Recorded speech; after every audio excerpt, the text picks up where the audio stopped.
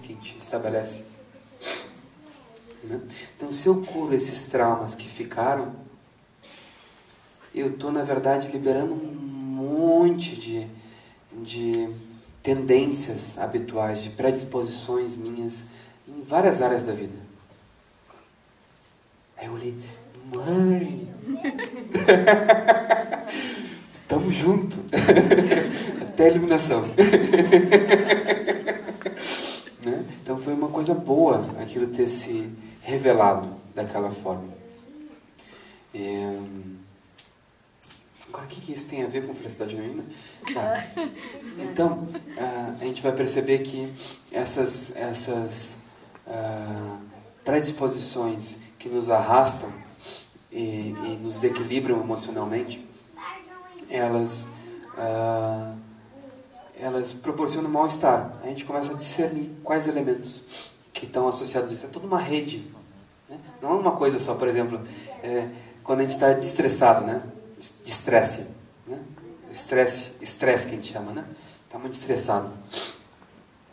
A gente fala, poxa, foi eu ter ficado fazendo hora extra 2 horas a mais hoje. Isso me estressou.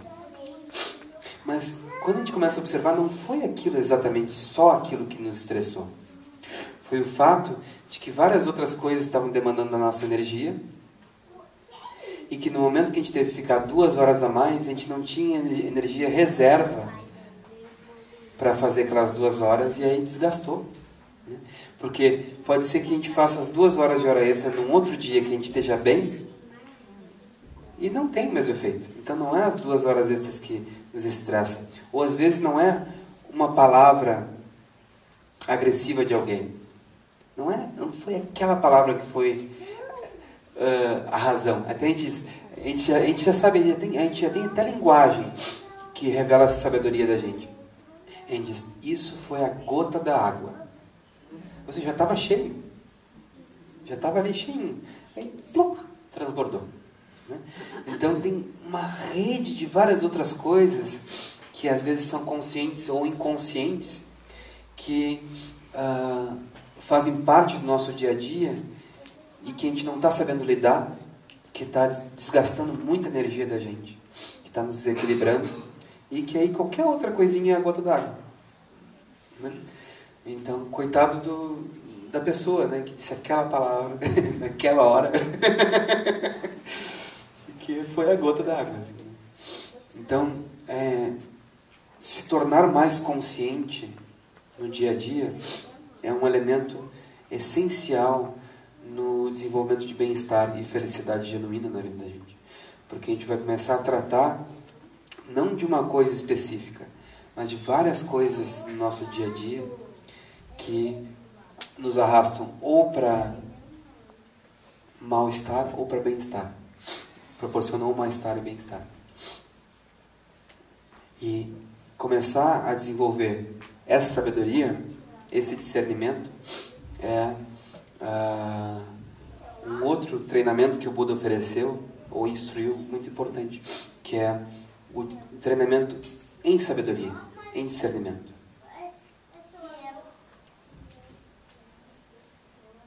Então, até então, tudo isso é sukha, em sânscrito, que é bem-estar. Mas é um bem-estar que ele ainda não é definitivo. Ele está na base de causas e condições. Então a gente vai tratar disso no budismo como a afinação do violão. Processo de afinação. Vai ter sinais de bem-estar temporários durante o caminho. Agora, quando o violão ele é de fato afinado, a gente entra para dentro de um universo interior que não está na dependência de outras causas e condições da nossa vida. Que ele é completamente descontraído e aberto. Relaxado.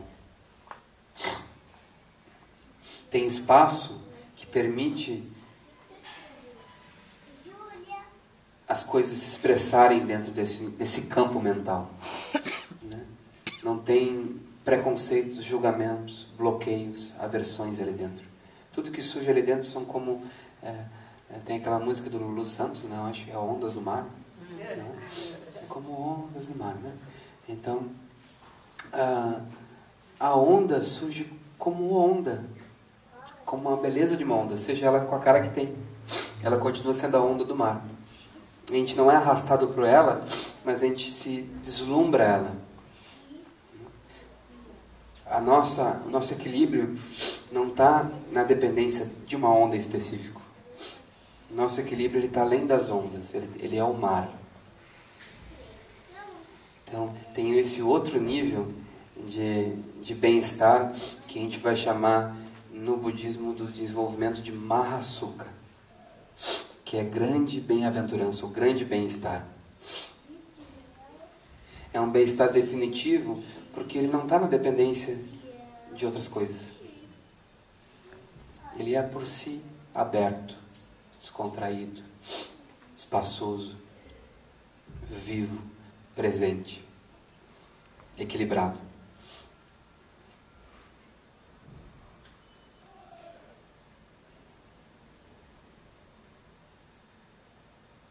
Recentemente eu trouxe um mestre tibetano para o Brasil,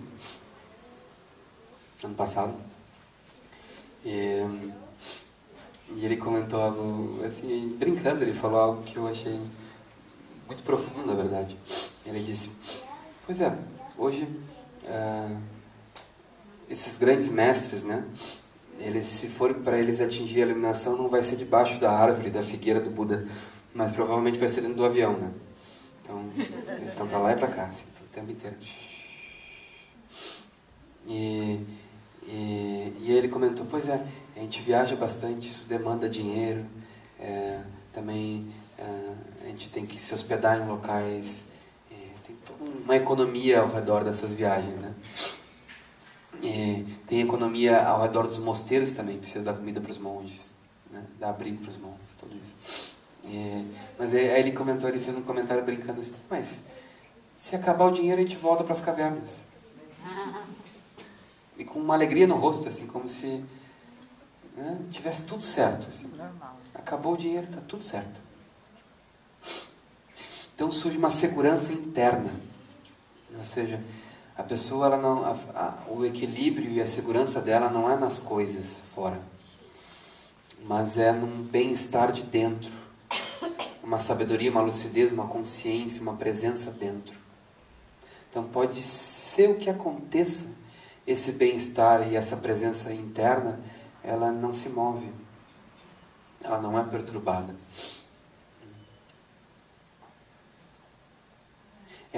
Ela se sente segura em meio à insegurança da vida. Isso não move dentro de mim. Tudo pode mover, mas o mar, ele não se exaure, digamos assim, nesse exemplo do mar. O mar sempre vai ser mar. Ele pode estar agitado ou calmo, com diferentes ondas, mas é sempre mar.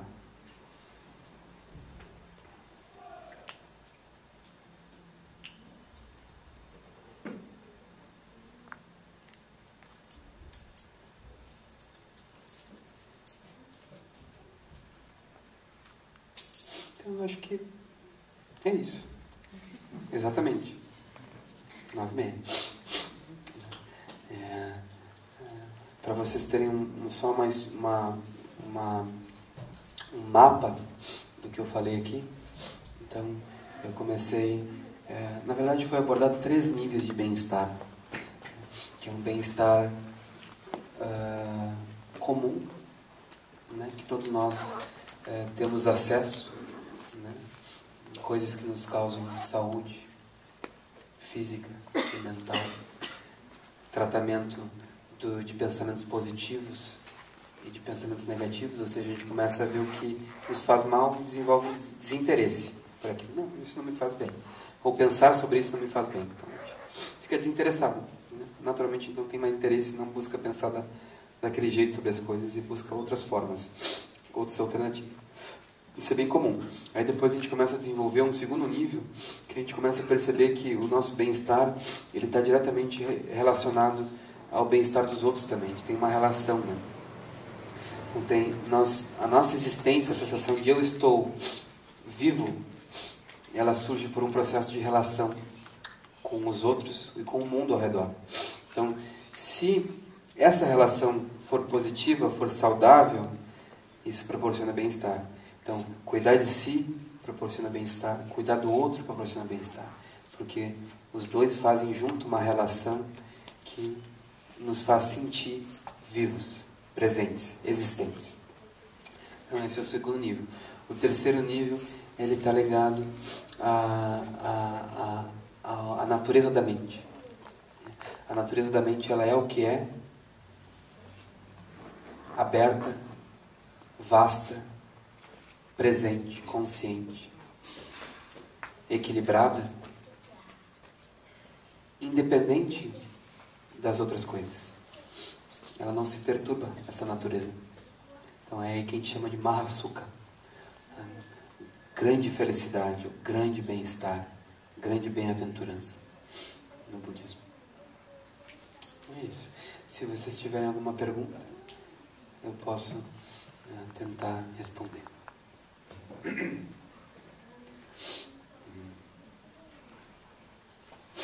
é que chama esse nível intermediário? O nível intermediário, ele está associado à bodhicitta, a mente altruística. Então é a mente que ela também, a bodhicitta, ela está relacionada à consciência da interdependência, inter-relação com tudo e com todos. Uma mente ampla, assim.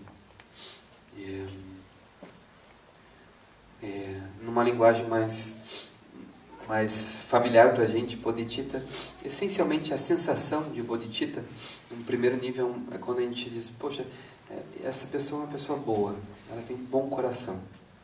Então esse é o primeiro nível de bodhicitta. Esse tipo de bom coração, um coração que é sensível aos outros, sensível ao bem-estar dos outros, né? E o bem-estar de si próprio junto, simultâneo. Esse segundo nível.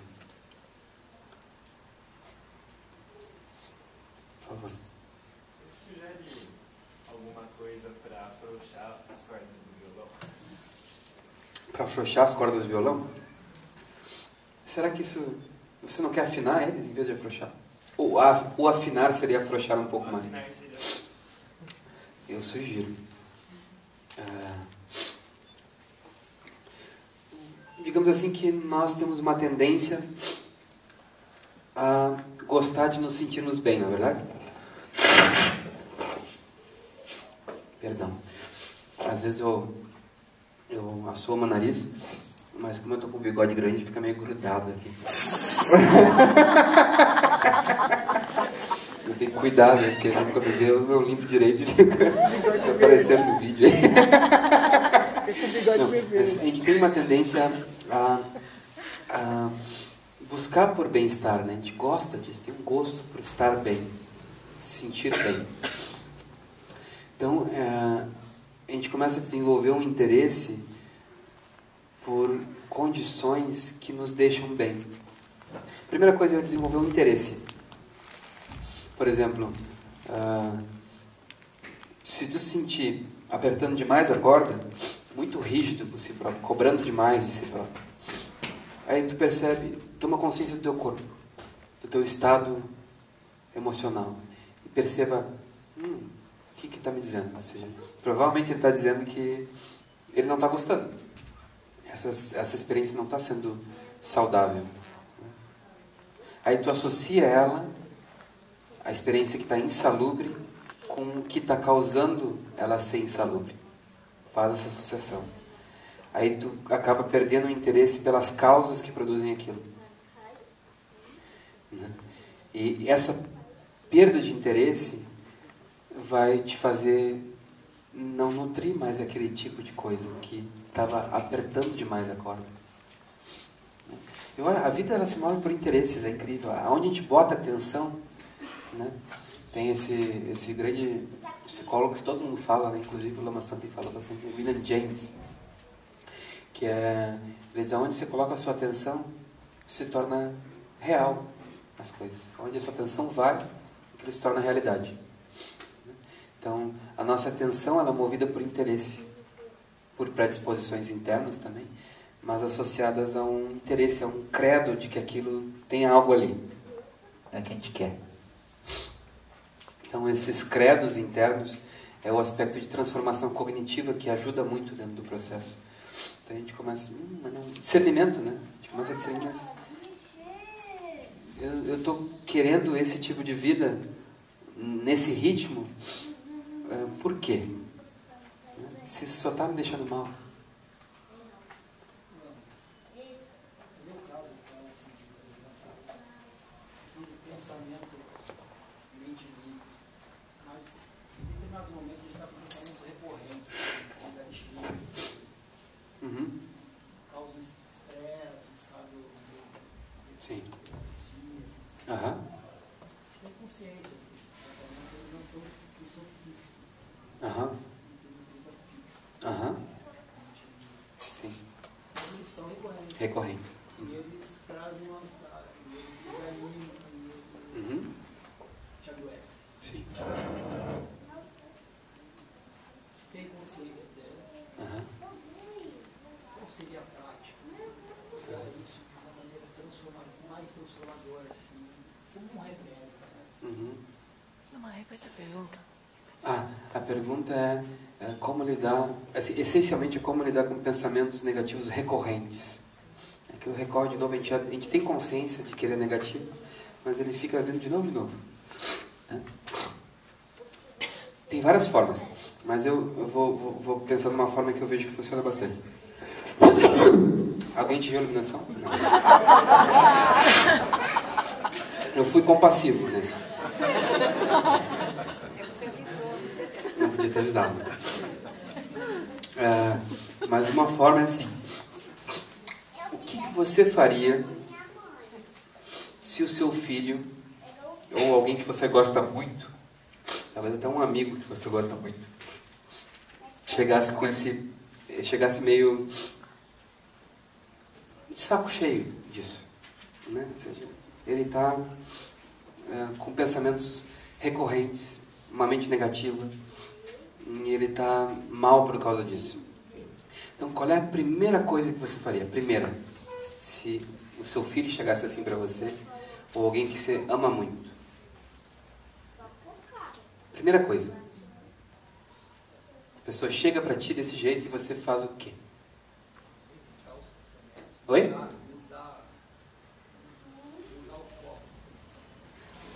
Sim, mas imagina ela chegando para ti. Qual é a primeira coisa? Ela chegou na tua frente. Qual é o primeiro posicionamento?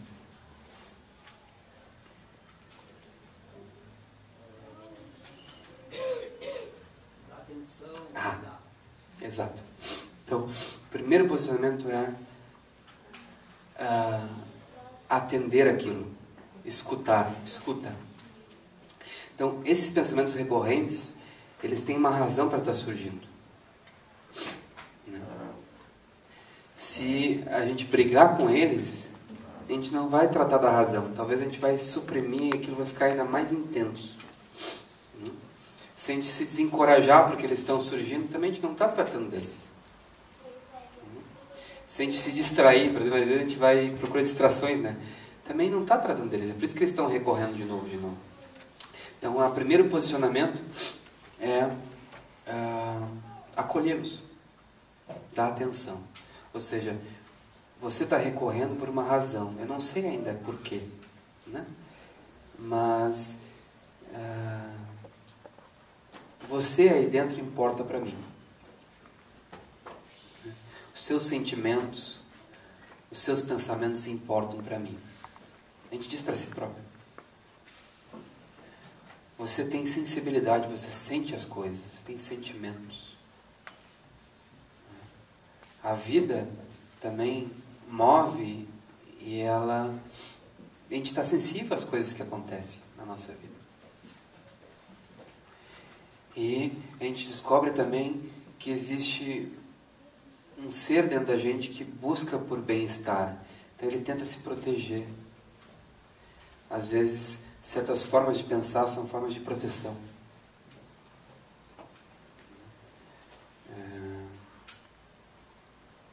De não querer ser abusado.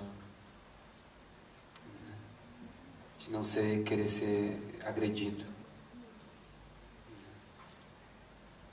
E E aí a gente olha para esse ser dentro e diz: você importa para mim. Eu entendo que você não quer sofrer. Né?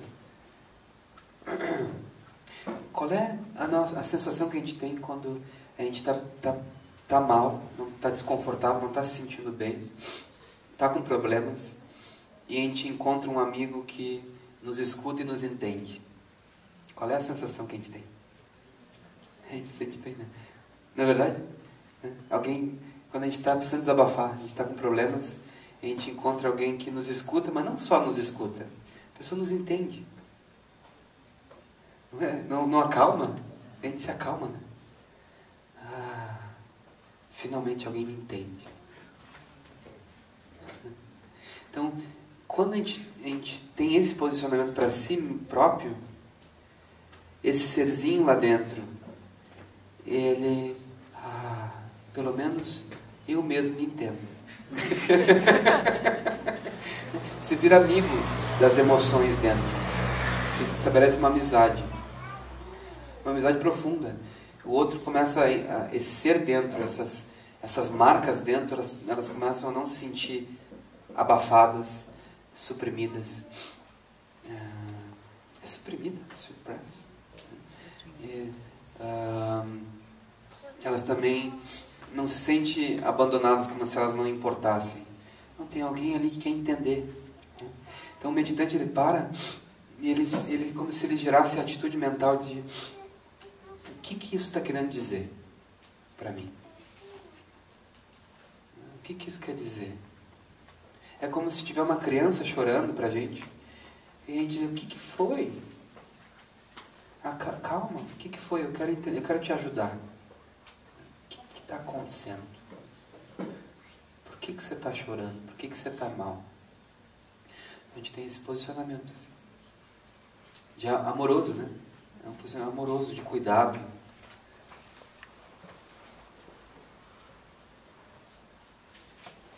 E é um posicionamento perfeito para desenvolver a afinação do violão. Porque tem amor ali. É cuidado. Aí, daqui a pouco começa a surgir o porquê. As causas. A gente vai começar a tratar das causas com amor também. Com carinho. E com discernimento para ver. Porque às vezes são causas que não são reais mesmo. Tem a ver com expectativas e medos, com traumas. E aquilo não está mais presente na vida da gente. Então a gente pode iluminar aquilo e se familiarizar com a ilusão daquilo. Se aquilo não tem substancialidade. Porém é um processo gradual, assim, a gente vai devagarinho. Mas o primeiro posicionamento é se tornar amigo de si mesmo. Né? Quando a gente encontra bons amigos, a gente se sente bem, a gente se sente apoiado, seguro, a gente se tranquiliza. Então o processo para tratar dessas coisas, elas são tratadas melhor dentro de um espaço mental tranquilo, um espaço mental amoroso. Aí elas começam a se desmanchar, esses traumas, essas emoções, elas começam a se desmanchar quando elas encontram um amor dentro. Essa direção. Por favor. A palavra vazio tem uma conotação muito pesada, assim, em português, é o vazio existencial, o sentido vazio. Em muitos textos budistas tem uma busca pelo vazio, seria uma quebra de construções.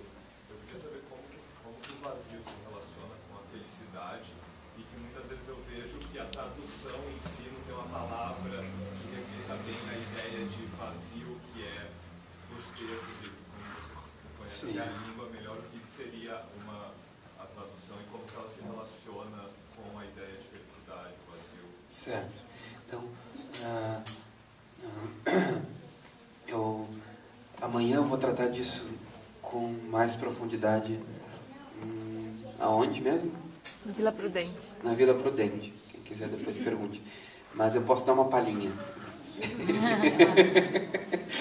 Essencialmente, vazio em sânscrito é shunya. Shunya, a etimologia dessa palavra, ela vem de uma concavidade na rocha, numa montanha, tipo um buraco, assim. Então, tem dois aspectos essa concavidade, esse buraco na montanha, como se fosse uma gruta, né? Tem um aspecto de ausência de coisas ali dentro, né? Como também tem um aspecto de espaço para colocar qualquer coisa ali dentro. Então o vazio, na verdade, ele não é um nada. Ele é um espaço de possibilidades, né?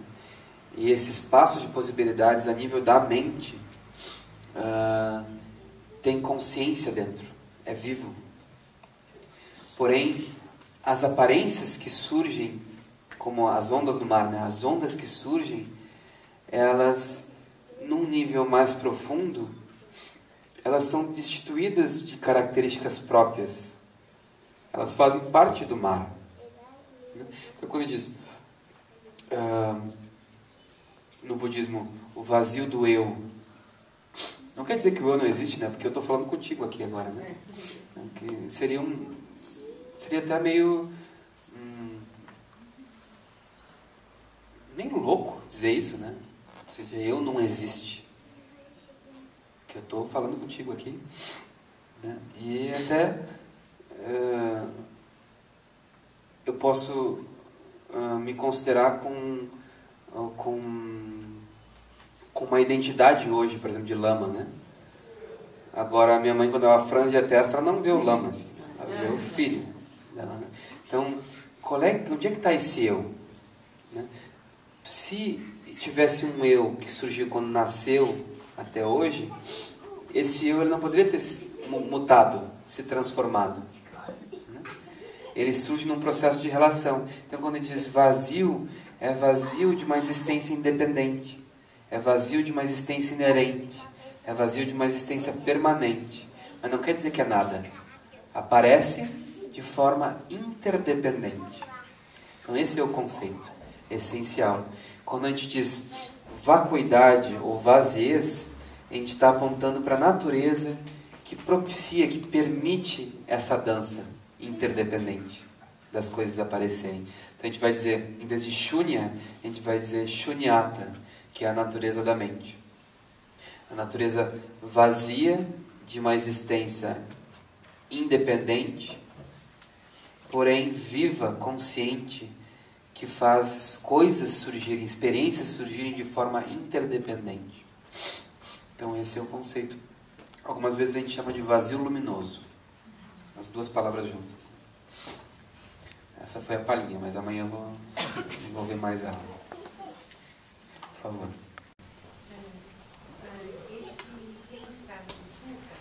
Ele é uma pré-condição para o Mahasutra? Ele não é uma pré-condição, mas ajuda bastante, né? Quem está iniciando na prática de meditação, por exemplo, vai ver que quanto mais bem-estar psicofísico a pessoa tiver quando sentar para meditar, melhor vai ser a meditação a nível de profundidade. A gente consegue se descontrair mais dentro, se a gente está bem. A gente não está com muitos problemas emocionais que não foram resolvidos, se a gente está doente a nível físico, se essas condições de bem-estar comum elas não estão presentes de forma geral, a nossa mente é arrastada mais fácil durante a meditação. Então, por exemplo, uma primeira indicação no caminho budista para a gente desenvolver mais a meditação é comecem a resolver as coisas fora. Organizar a vida. A vida começa a ser organizada pelo quarto da gente, né? Pela geladeira da gente,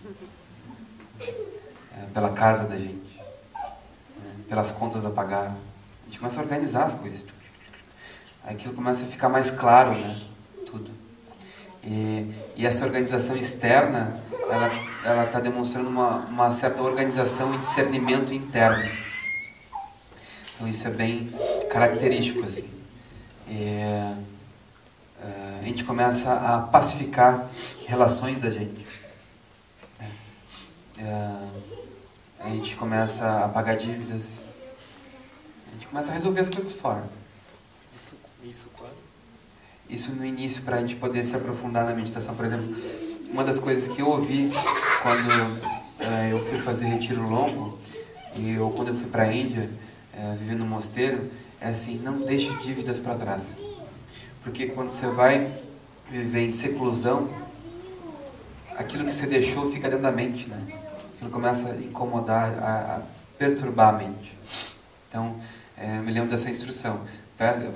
É até comum a gente ver nos textos tradicionais: se você for um dia se tornar um monge ou for fazer retiro, mesmo que você seja maior de idade, peça permissão aos seus pais. Interessante, né? Eu me lembro até de quando eu fui para a Índia viver no mosteiro, eu pedi permissão para meu pai, né?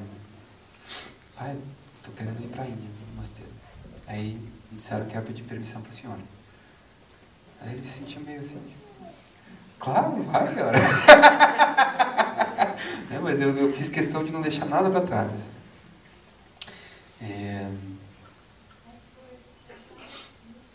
Aliás, deixei coisas para trás, mas resolvidas. Então a gente organiza a vida. Agora, por que não há uma pré-condição, eu falei? Porque, por exemplo, tem ensinamentos que a gente recebe, não sei se vocês já tiveram esse tipo de experiência, mas tem alguém nos dando um conselho, ou alguém passando uma ideia pra gente. No contexto budista, de forma geral, a gente fala um professor nos dando uma instrução. A gente escuta. A gente está doente, a gente está cheio de problemas da vida, aí ele vai falando. A gente vai seguindo a sequência de pensamentos que ele está desenvolvendo. Aí daqui a pouco uma coisa se abre. Às vezes é um insight, às vezes é um bem-estar, é uma liberação que ocorre. Então, mas não tinha uma pré-condição de bem-estar anterior. A gente estava mal, estava doente, estava com dor de cabeça, cheio de problema na vida. Mas tem algo que se abriu através daquela transmissão ali. Através daquela transmissão de uma sequência de pensamentos que nos levou a abrir para uma nova experiência. Então isso pode ocorrer.